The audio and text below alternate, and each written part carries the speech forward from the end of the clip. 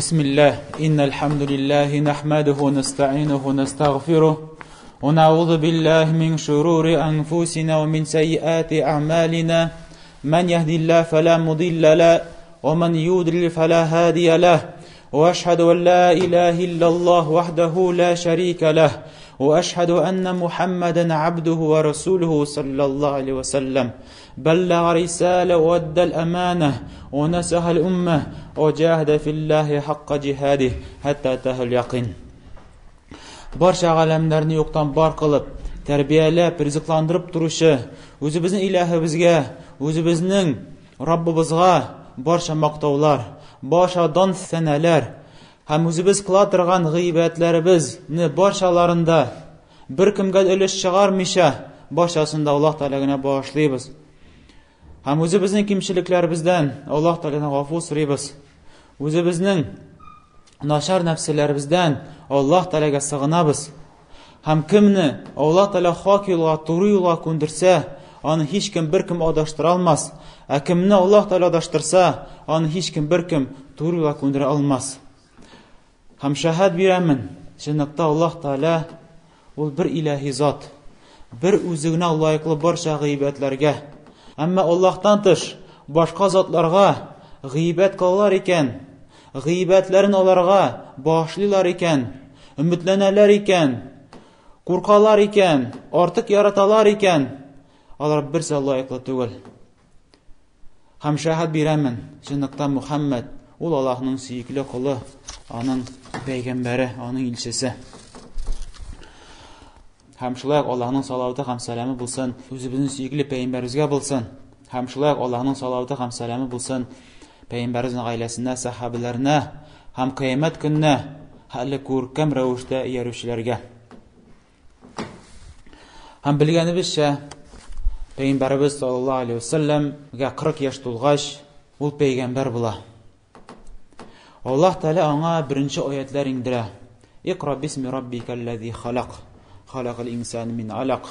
Iqra robbukal akram allazi allama bil qalam. Allamal insana ma lam ya'lam. Nashu birinchi oyatlar. Shu oyatlar bilan Muhammad sallallohu alayhi vasallam payg'ambar bo'la. Anasan uzoq vaqt o'tmay payg'ambarimiz sallallohu alayhi vasallamga tog'i oyatlar indi. Eyyuhal mudaththir, Mudaththir surasida bo'lgan boshlang'ich oyatlar. Anlarsın payg'ambarimiz rasul bo'la shu oyatlar bilan ham kishilarning haqliqqa inti boshlay. Alloh dinini chaqira boshlay. Allohning oyatlarini kishilarga o'qiy boshlay.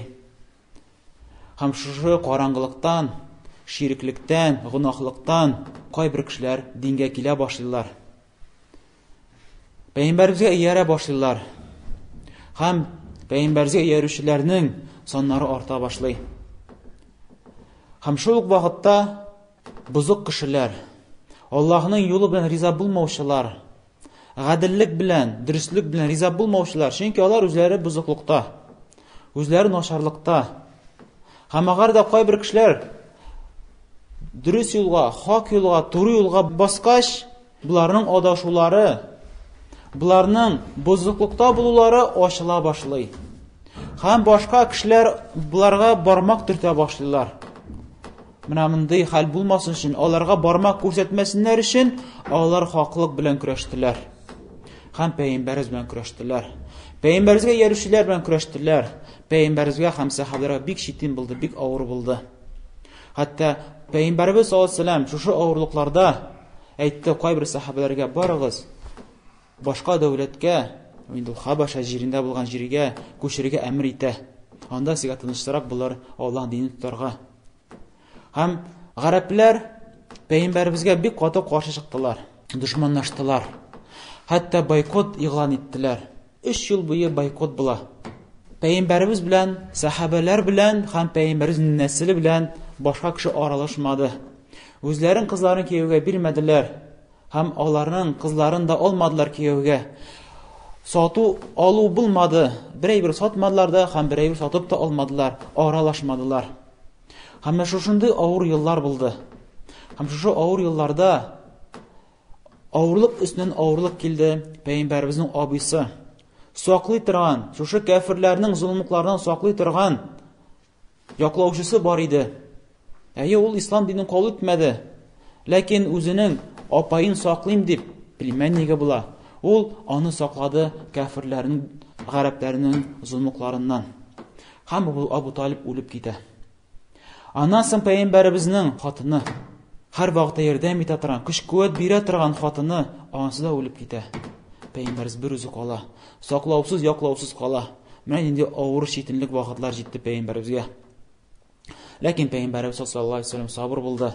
Аллаһ Тәгалә yüklәгән вазифаны үтәде.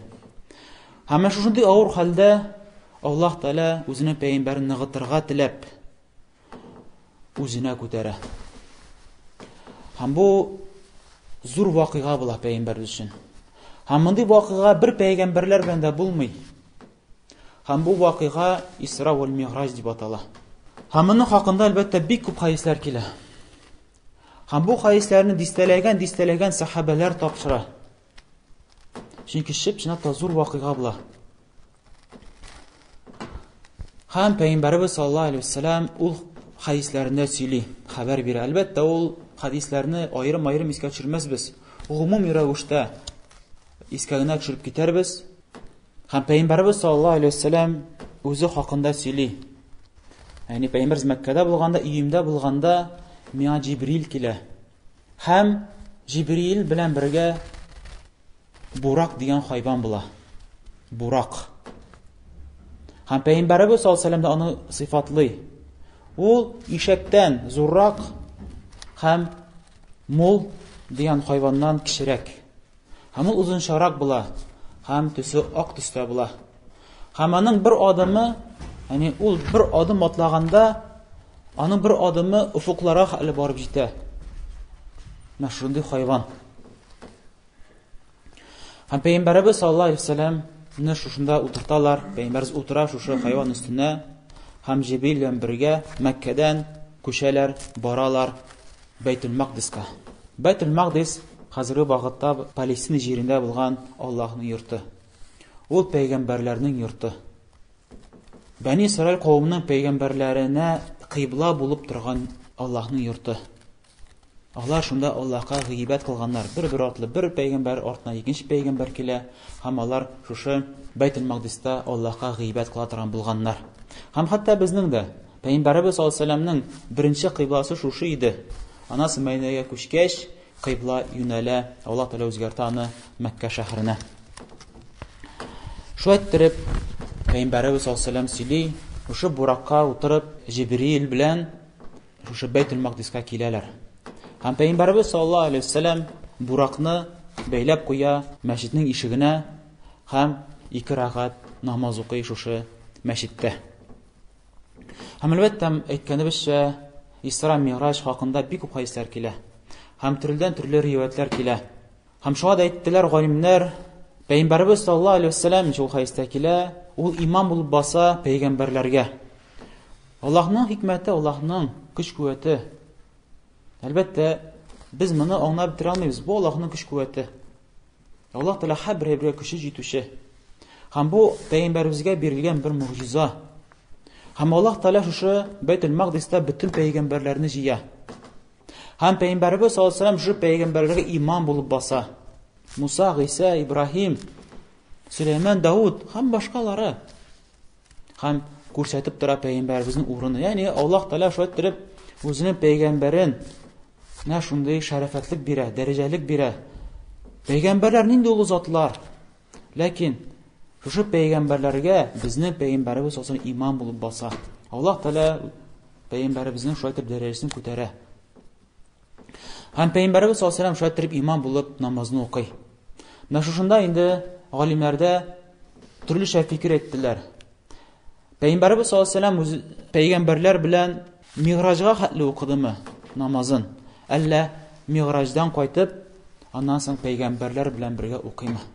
Һәм Аллаһ Тәгалә күбрәк белүче, дөресрәккә охшаган Миғраждан кайткач, Пәйгамбәрбез саллаллаһу алейһи ва саллям пәйгамбәрләр белән бергә укый. Тагы икенче мәртәбә керә шушы мәчеткә, кайткач инде Миғраждан һәм 2 рәгать намаз укый. Пәйгамбәрләр белән бергә. Аллаһ Тәгалә күбрәк белүче. Мөхим, Пәйгамбәрбез саллаллаһу алейһи ва саллям иман булып баса пәйгамбәрләргә. Һәм Мәккәдән Бәйтул Мақдиска бару Бу Исра дип атала. Исра, төнне бару. Пәйгамбәр саллаллаһу алейһи ва сәллям мәчеттән чыккач, Җибрил алейһиссәлам пәйгамбәргә 2 савыт бирә. Бер савытында сөт була, икенче савытында исерткеч эчемлек хамыр була. Һәм пәйгамбәр саллаллаһу алейһи ва сәллям сөтне сойлап ала. Һәм шунда Җибрил әйтә: "Син фитрага туры килдең. Син дөрес әйбер сойлап алдың."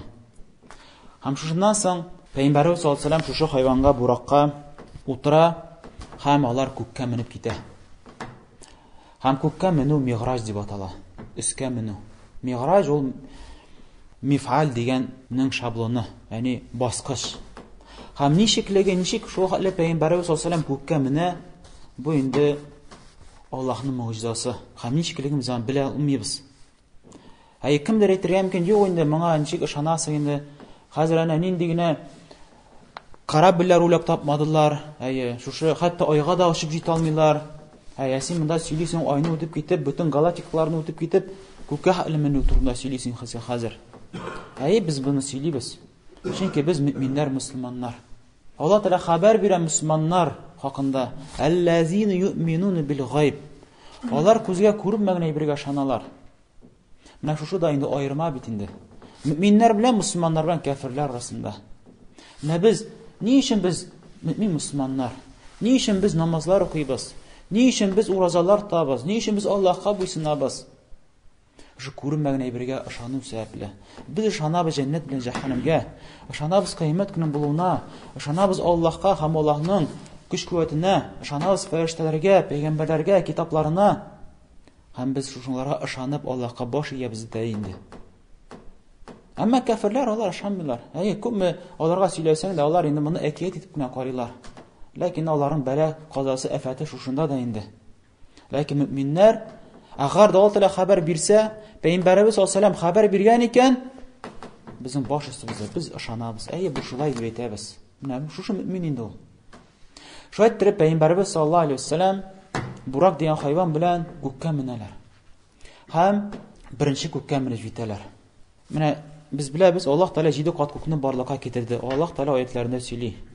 Менә без күргән күкләр, менә йолдызлар күрәбез, төрле галактикалар, Кояш системасы дип әйтик, һәм башка системалар, һәм аның шиге юк инде безгә карата.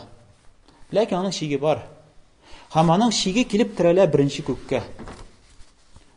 Менә без күргән йолдызлар, кояшлар, алар бөтенсе беренче күкнең ишегенә генә ул, ишегенә. Ул әле беренче күк түгел.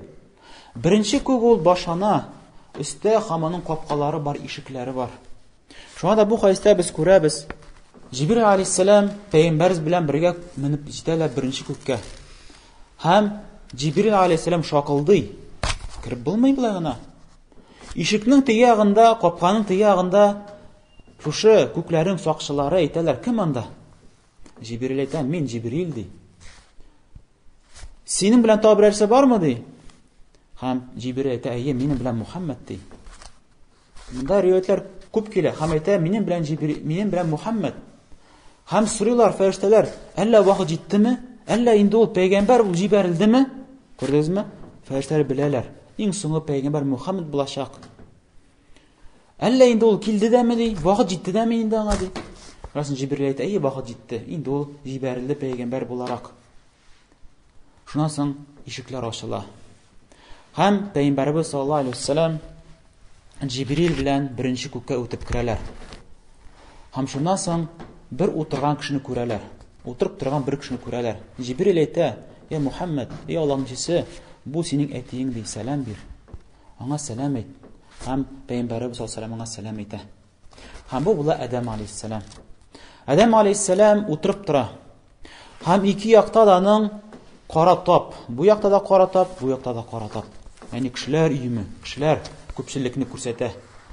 Һәм Адәм алейһиссәлам уң якка карый, җылмая, көлә, шатлана. Сул якка карый, кайгыра, җылый. Шуннан Җибрил әйтә: "Бу ди Адәм ди. Уң яктагы булган алар җәннәт әһләре, аның балалары җәннәт әһләре. Без бөтенебез дә Адәмнең балалары. Һәм үзенең балаларына карый, җәннәт әһләренә карый, мөэмин мөселманнарга карый, көлә, шатлана. Сул якка карый, җылый, кайгыра." Шулай итеп, беренче күкне үтәләр.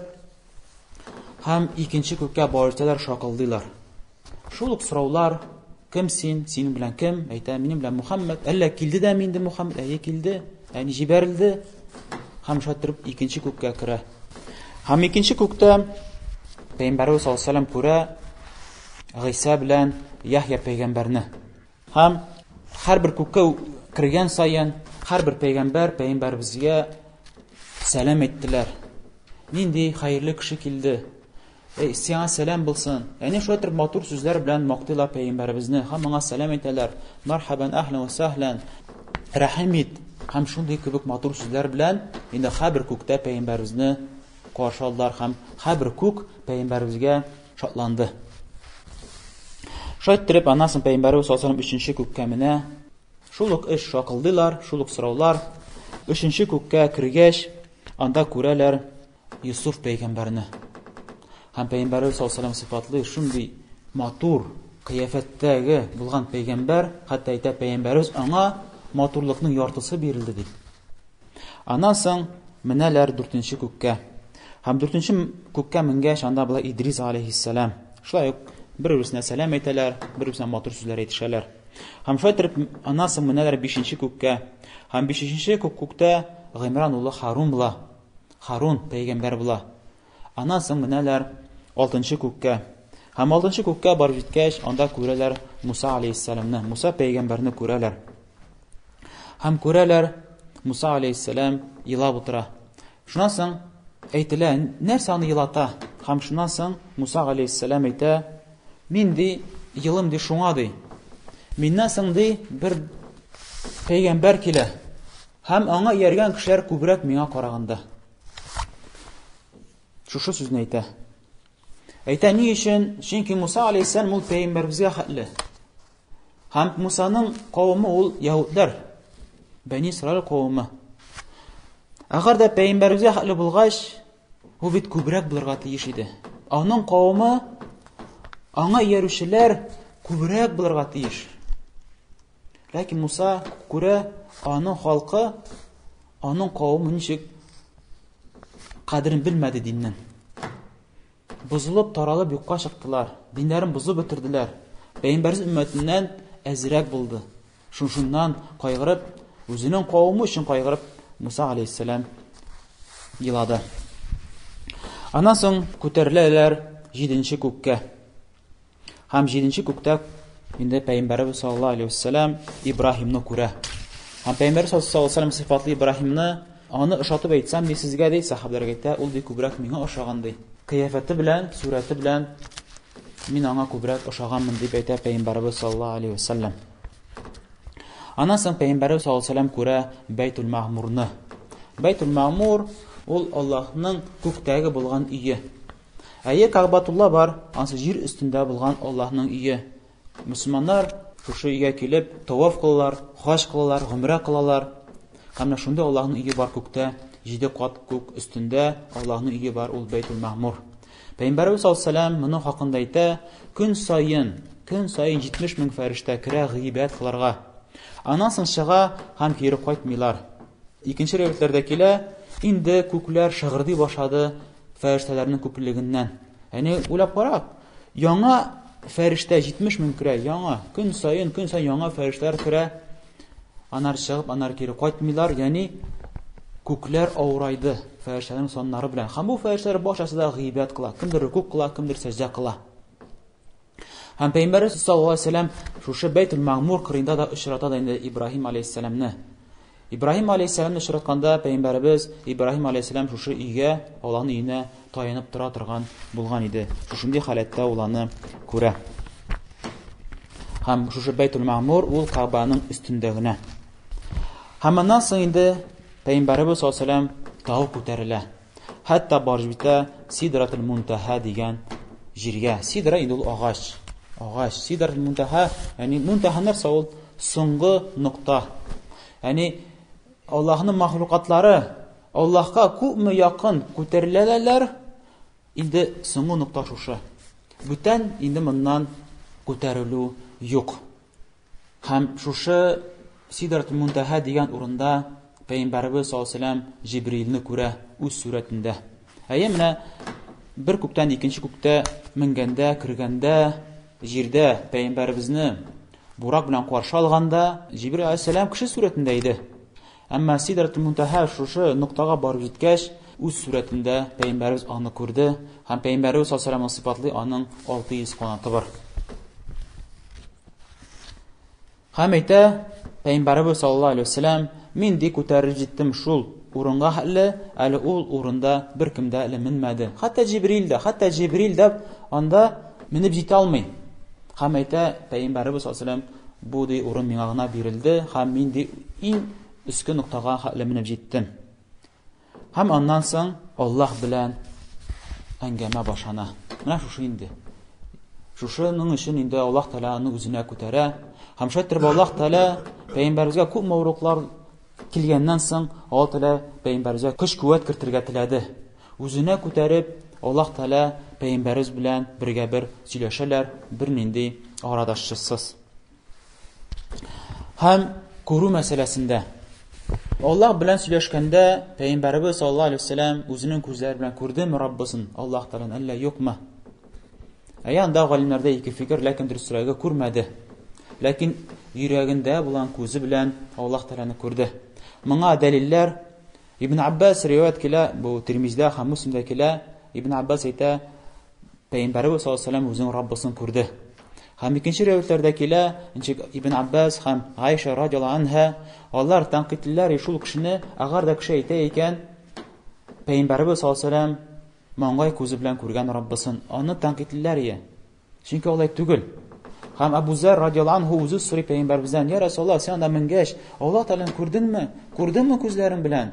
Шунысы пәйгамбәребез саллаллаху алейһи ва саллям әйтә: "Анда бит нур ди, ничек күрим мин аны?" ди. Ничек әйтә? Анда бит нур. Чөнки Аллаһ Тәгалә пәрдә белән капланган, нур пәрдәсе белән капланган. Анда нурдан башка берәй бер күрмәдем. Ничек мин Раббымны күрә алыйм ди? Ничек Аллаһны күрә алам? Анда нур. Шәттер пәйгамбәребез саллаллаху алейһи ва саллям бернинди арадашсыз Аллаһ белән сөйләшә һәм Аллаһ Тәгалә 50 намаз фарыз кыла.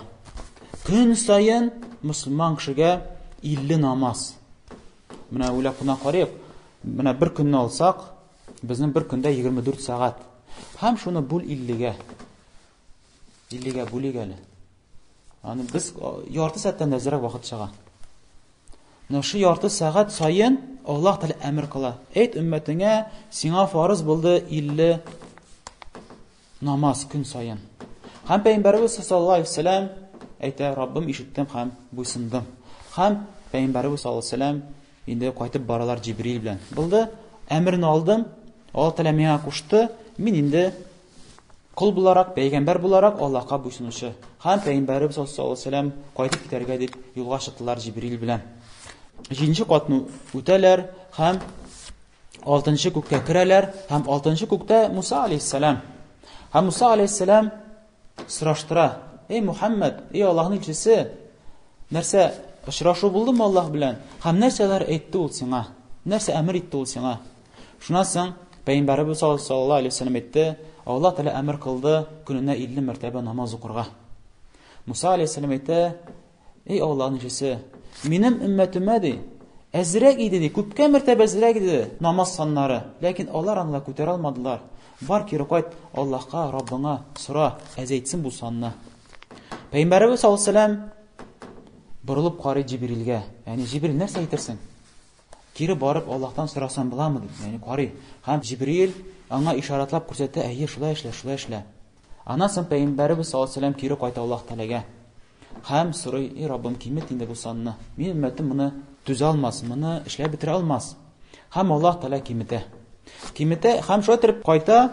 Муса тагы сорый: "Ничек булды? Күпмегә киметте?" Анда риваятлар төрлечә. Берсендә әйтелә, ул 10-га киметә, икенчесендә яртысын киметә, 25-кә калдыра. Һәм Муса алейһиссалам һәр вакытта бурыч җибәрә торган булган: "Бар тагы сора." Пәйгамбәребез тагы барып сорый: "Кимет" дип, һәм киметә 5-кә хәтле. Муса сорый: "Күпмегә калдырды?" 5-кә ди. "Бар тагы сора." Шуннан соң пәйгамбәребез: "Юк, мин уялам" ди. Мин инде уялам кире барып сорарга. Һәм Аллаһ Тәгалә, инде бу да күп әсәрләрдә килә, шәттер Аллаһ Тәгалә үз рәхмәте белән сез 5-не укысагыз да, ул намазның әҗер савабын 50-гә биргән кебек бирәм. Хәтта без 5 вакыт намаз укысак та, аның әҗер савабы 50 намаз укыган әҗер савап алабыз. Бу инде Аллаһ Тәгаләнең безгә карата булган зур ниматы, зур рәхмәте. Ләкин ни кызганыч, ничек мусламаннар шушы гыйбәткә салкын карыйлар. Әгәр дә шушы гыйбәткә карасак, намазга карасак, Аллаһ Тәгалә шушы намазны фарызлау өчен Аллаһ Тәгалә пәйгамбәребезне күккә күтәрә, шунда әмер кыла. Әгәр дә башка фарызларга карасак, ул ураза булсынмы, ул хаҗ булсынмы, ул башка гыйбәтләр булсынмы, җирдә фарызланды. Синең уммәтеңә фарыз булды ураза тоту, ураза тотугыз. Алар җир өстендә фарыз булынды. Ләкин намаз җиде күк өстендә фарыз кылынды. Бу күрсәтә намазның зур урынлыгын. Һәм күрсәтә Аллаһ Тәгалә башта 50 намазны фарыз кылды. Анан соң үзенең рәхмәте белән 5-кә калдырды. Әллә бу безгә күрсәтмиме? Аллаһ Тәгалә безгә нинди мәрхәмәтле һәм рәхимле. Әллә бу безгә күрсәтмиме намазның урынын? Һәм әлбәттә без моны белик, һәм зур игътибар белән карыйк намазларыбызга.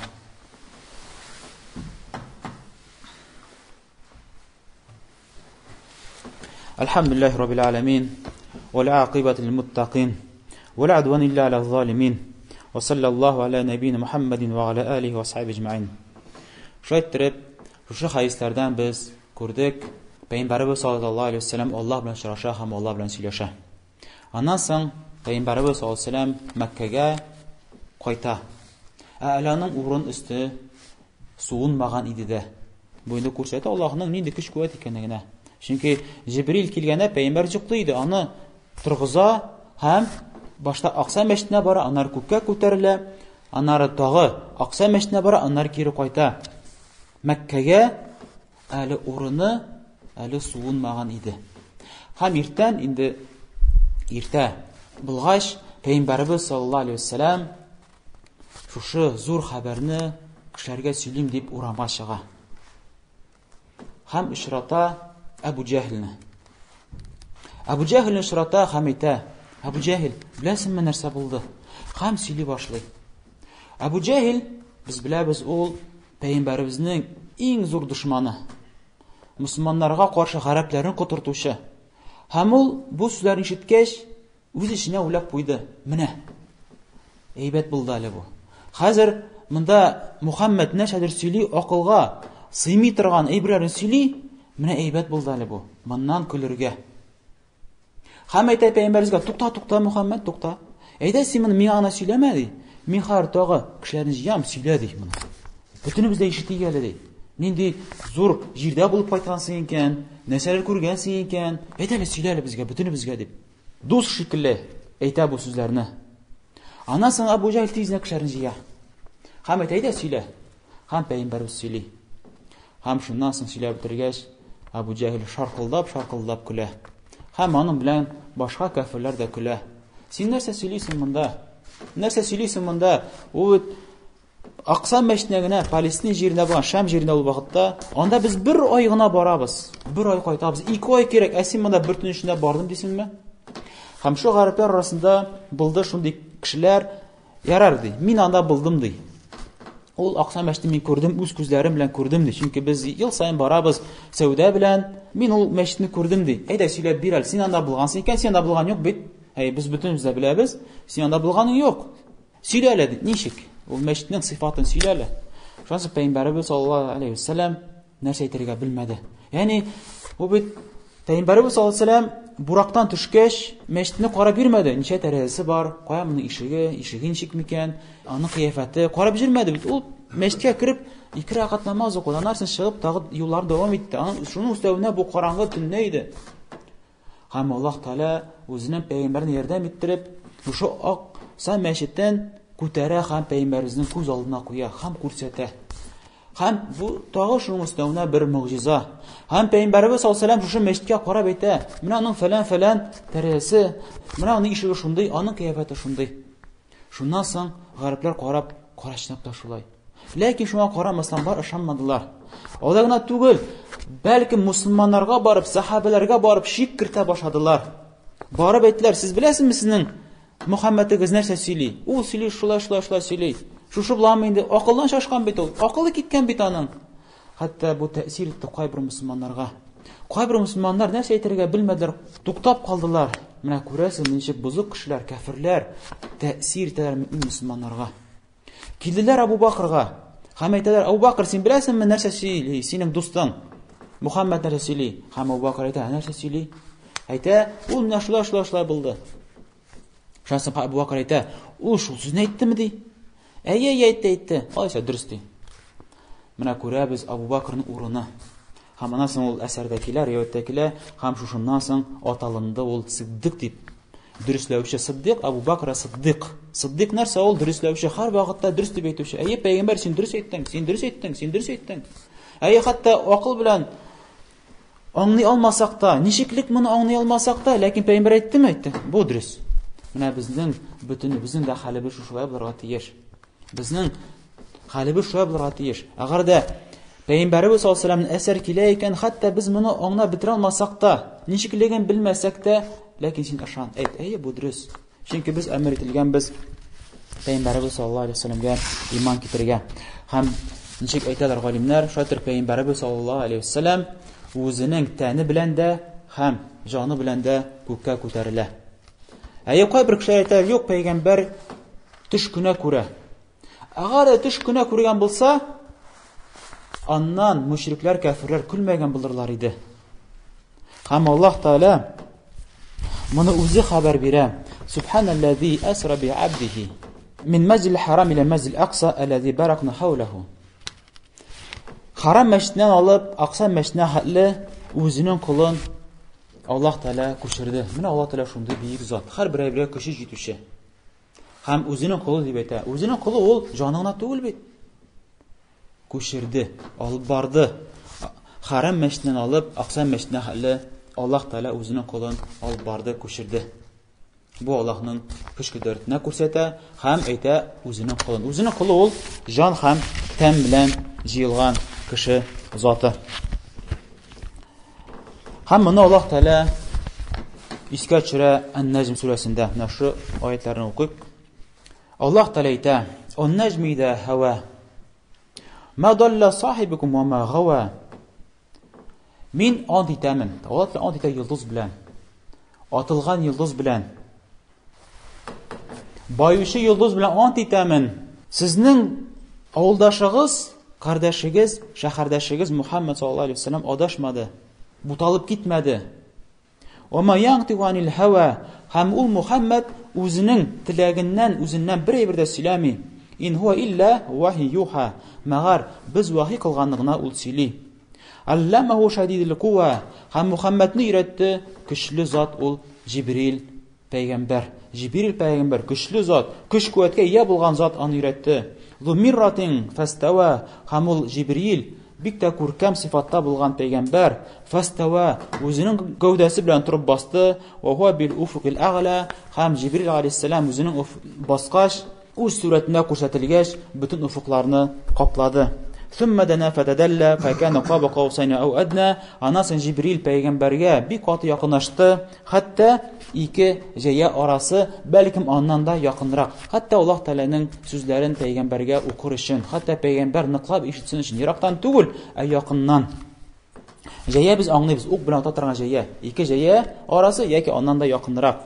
Фауха иля абдихи ма ауха. Һәм Аллаһ Таала шәттиреп үзеннән булган вахиларны иңдереп торды, вахи кылды. Ма кадабл фуаду ма ра афатумаруна ва ма яра. Һәм аның йөрәге ялганга чыгармады үзе күргән әйберне. Ягъни Пәйгамбәр саллаллаху алейһи ва сәлләм шу мугҗизаларны күреп йөрәген юк, мин йоклыймдыр инде, юк, бу дөрес булган әйбергә ошамаган дип алай түгел, чын күңелдән Пәйгамбәрбез саллаллаху алейһи ва сәлләм ышанды шушы вакыйгага. Һәм сез аны гаеплисезме? Яни яланга чыгарасызмы? Ул әйберләрне күрмәдеме дип?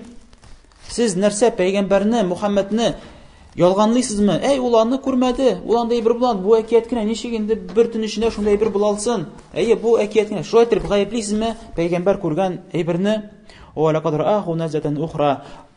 Аннан соң пәйгамбәр Җибрил алейһиссаламны икенче мәртәбә күрә. Беренче мәртәбә күрә ул вахи булган вакытта. Менә без әйттек бит, хутба башында Пәйгамбәрбез саллаллаху алейһи ва сәлләм Иқра сүрәсе белән ул пәйгамбәр булды, Муддассир сүрәсе белән расул булды. Һәм шу Муддассир сүрәсе ингәндә пәйгамбәр Үз сүрәтенә күрә Җибрилне 600 канатлы хәлендә. Анасын куркып, йөгереп кайта өенә, һәм әйтә хатынына: "Мине капла, мине капла." Бу беренче тапкыр күрә. Һәм икенче мәртәбә Җибрилне күрә күктә, 7 кат күк үстендә сидр агачы кырында, соңгы ноктада. Менә күрә ул Җибрилне икенче мәртәбә инда сидрәтул мунтаха, соңгы сидр агачы кырында. Инда җәннәтул маъва. Ул аны күрә җәннәт кырында. Чөнки җәннәт ул гаршның уң ягында, өстә 7 кат үстендә җәннәт.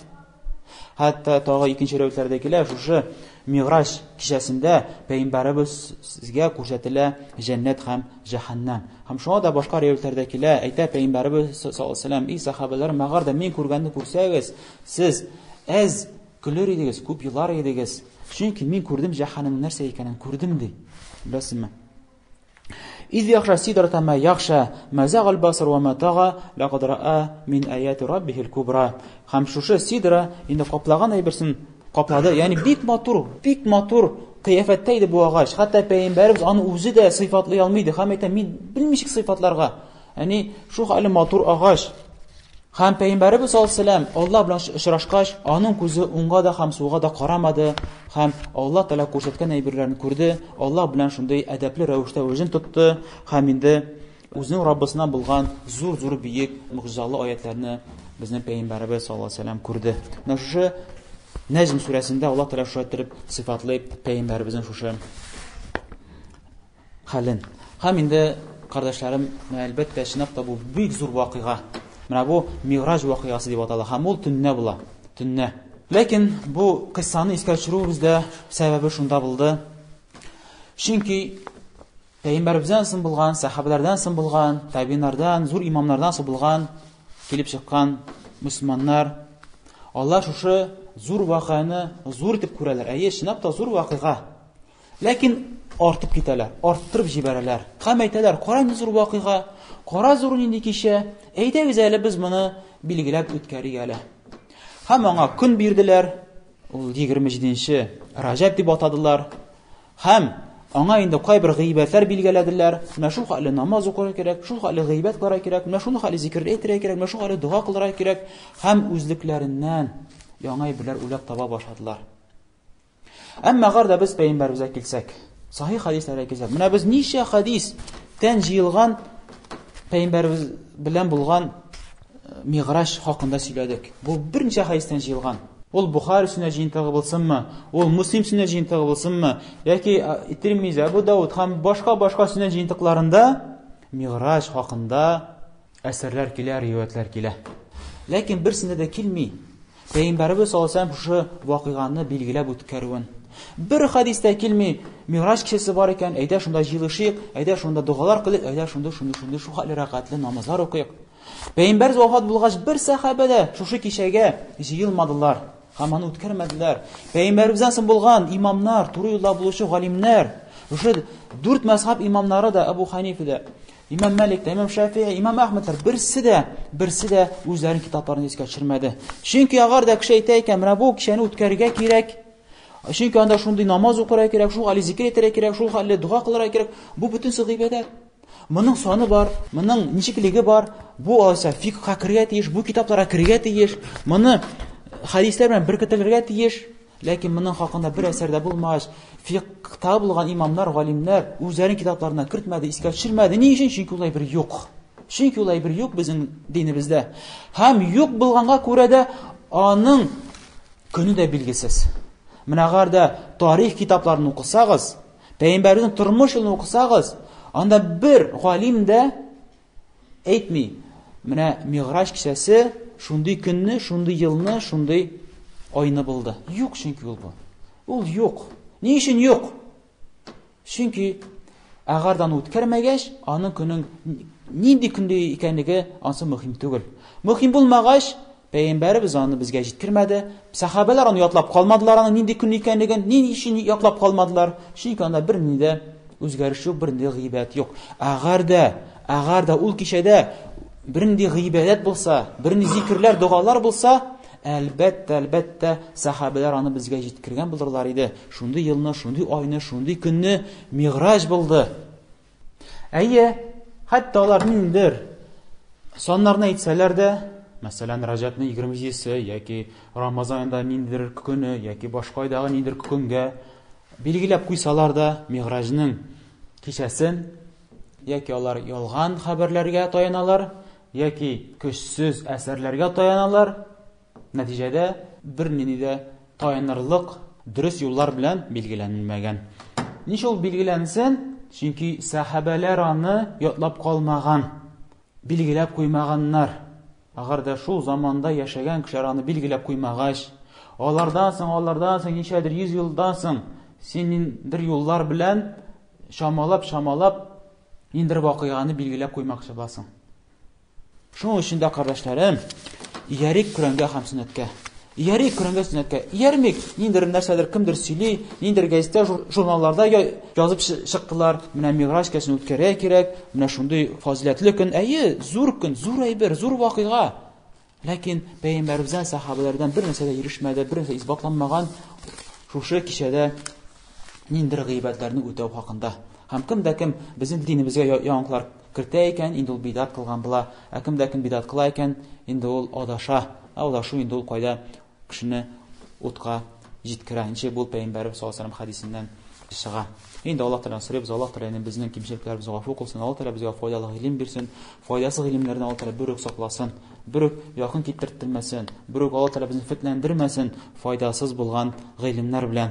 Инде Аллаһ Тәгалә сорыйбыз, Аллаһ Тәгалә biz imanlarımızı arttırsın, bizim kimçiliklerimizi gafu kılsın, bizim dualarımıza muhtaç bulgan meyitlerimizin kimçiliklerini, günahlarını gafu kılsın, kabir nimetlerin Allah Teala'larga күрсәтсен, бирсен һәм kabir газапларын сакласын, һәм инде ахирәттә җәннәттә бергә кергә Аллаһ Теала безгә насыйп эйләсен. Раббана атина фид дунья хасана ва фил ахирати хасана ва qina azabannar. Ghufranaka rabbana wa ilaykal masir. Rabbana la tuzigh qulubana ba'da idh hadaytana wa hab lana min ladunka rahma innaka antal wahhab. Wa aqim as-salat.